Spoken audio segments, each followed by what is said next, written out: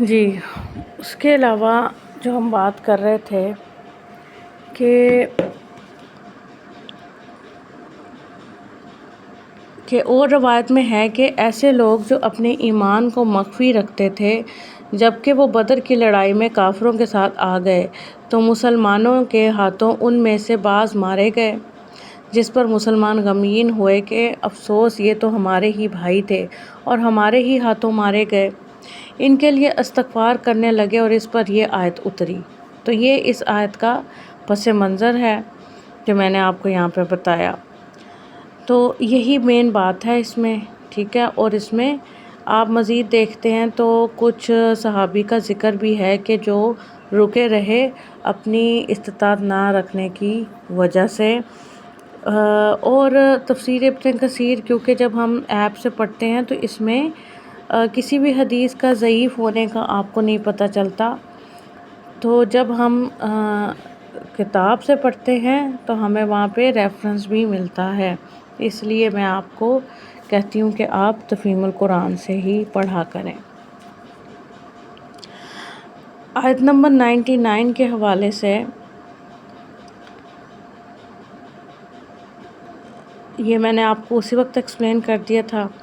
آگے ہے آیت نمبر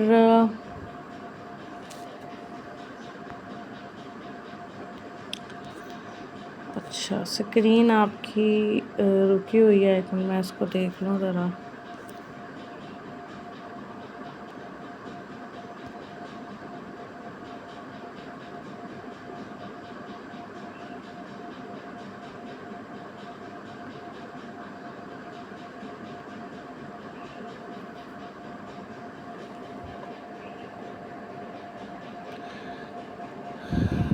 اچھا، آیت نمبر 100 ہے۔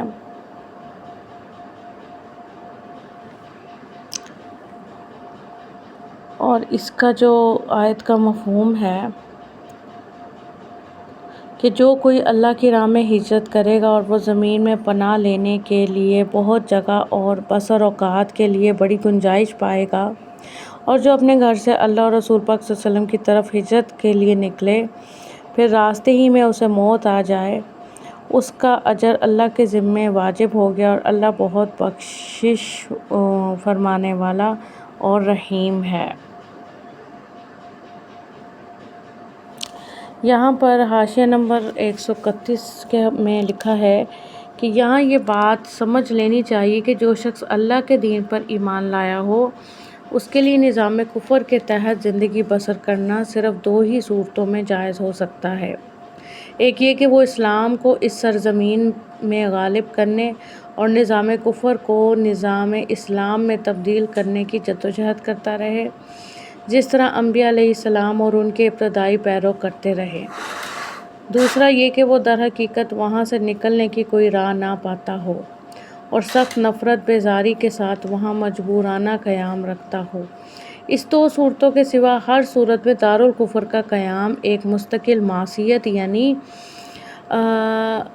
معصیت جو ہے وہ نافرمانی کہلاتا ہے نا، ٹھیک ہے، معصیت ہے، اور اس معصیت یعنی اس نافرمانی کے لیے یہ عذر کوئی بہت وزنی عذر نہیں ہے کہ ہم دنیا میں کوئی ایسا دارالاسلام پاتے ہی نہیں ہیں جہاں ہم ہجرت کر کے جا سکیں۔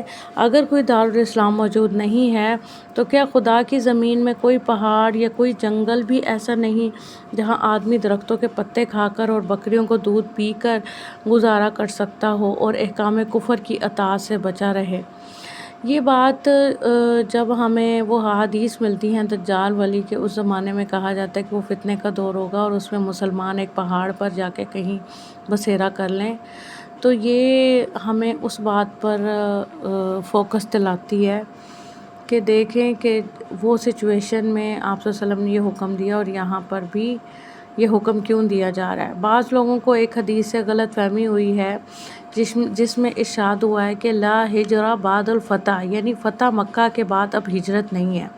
یہ آیت پیچھے گزر چکی ہے، شاید میرا خیال ہے یہ آنی ہے، یعنی فتح مکہ کے بعد اب ہجرت نہیں ہے۔ یہ حدیث ہے اور آپ صلی اللہ علیہ وسلم نے فرمایا تھا، لیکن اس کا مطلب یہ نہیں تھا، کیونکہ اگر ایسا ہوتا تو پھر یہ نہ کہا جاتا جو دجال کے دور میں نے آپ سے بات کی۔ حالانکہ دراصل یہ حدیث کوئی دائمی حکم نہیں، بلکہ صرف اس وقت کے حالات میں اہل عرب سے ایسا فرمایا گیا تھا جب تک عرب کا بیشتر حصہ دارالکفر دارالحرب تھا اور صرف مدینہ اور کے اطراف مدینہ میں اسلامی احکام جاری ہو رہے تھے۔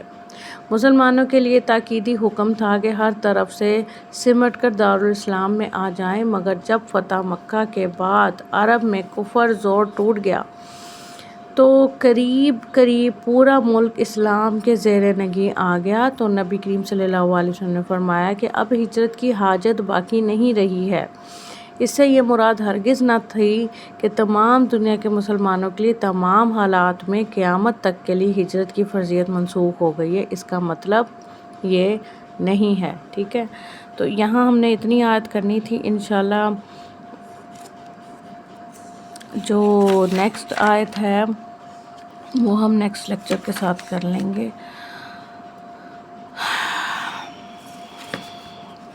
سبحانک اللہم بحمدک، نشہد ان لا الہ الا انت، نستغفرک و نتوب الیک۔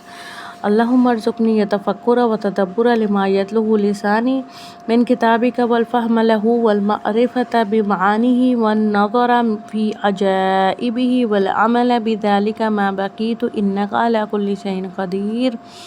اللہم آنس وحشتی فی قبری، اللہم ارحمنی بالقرآن العظیم واجعلہ لی اماما ونورا وہدی ورحمہ، اللہم ذاکرنی منہ ما نسیت وعلمنی منہ ما جہلت وارزقنی تلاوتہ آناء اللیل وآناء النہار واجعلہ لی حجۃ یا رب العالمین، آمین یا رب العالمین۔ جزاک اللہ خیرا کثیرا۔ السلام علیکم ورحمۃ اللہ وبرکاتہ۔